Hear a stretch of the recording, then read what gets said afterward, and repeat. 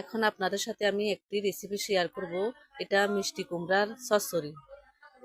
রুই মাছ দিয়ে মিষ্টি কুমড়ার চচ্চড়িটা আমি কিভাবে করলাম, আপনারা ভিডিওটা ওয়াচ করবেন, ফুল ভিডিওটা দেখবেন, আপনিও পারবেন, সহজে শিখতে পারবেন। আসলে আমরা কেউ আগে ভাগে শিখতে পারি না, আমাদেরকে ধাক্কা খেয়ে খেয়ে শিখতে হয়। আমি নিজে ধাক্কা খেয়েছি এবং কি ফাক্কা হয়েছি। আমি আগে মাছ ভাজি করতে পারতাম না, এখন মাছটা ফুল ভাজি করতে আমার কোনো সমস্যা হয় না। কেন পারতাম না জানেন? মাছটা ভাজি করতে গেলে মাছটা ভেঙে যাইত, উল্টাইতে পারতাম না। এখন আলহামদুলিল্লাহ আমি মাছ ভাজিটা এমনভাবে শিখে নিলাম। প্রথমে আপনারা তেল দিবেন, তেল বেশি করে দিয়ে টাটকা করে গরম করে নেবেন। তেলটা টাটকা করে গরম করে যখন নেবেন, তখন আপনার মাছ ভাজিগুলা অনায়াসে খুব ভালো হবে, উল্টাইতেও ভালো হবে। আর ভাজিটাও একটু কড়া করে করবেন, তাহলে আপনার মাছটা আর ভাঙবে না।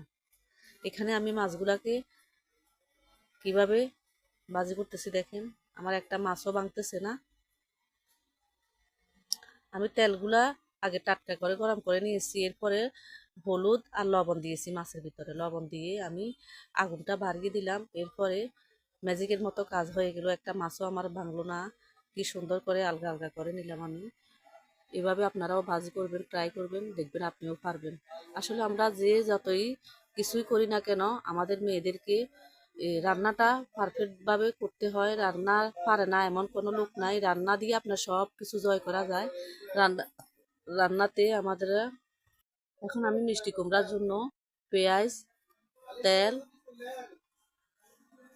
মশলা দিয়ে আমি আগে একটু লাল লাল করে নেব।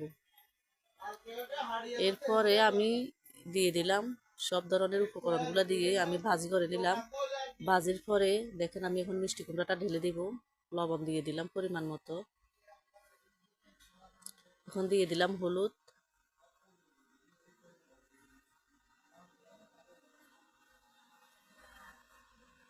এভাবে আপনারা মশলাটা আগে রেডি করবেন। এরপর আমি মিষ্টি কুমড়াটা কুচি কুচি করে কাটে নিলাম। কাটার পরে আমি মিষ্টি কুমড়াটা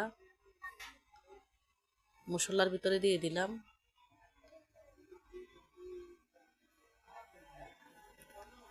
এরপরে দেখেন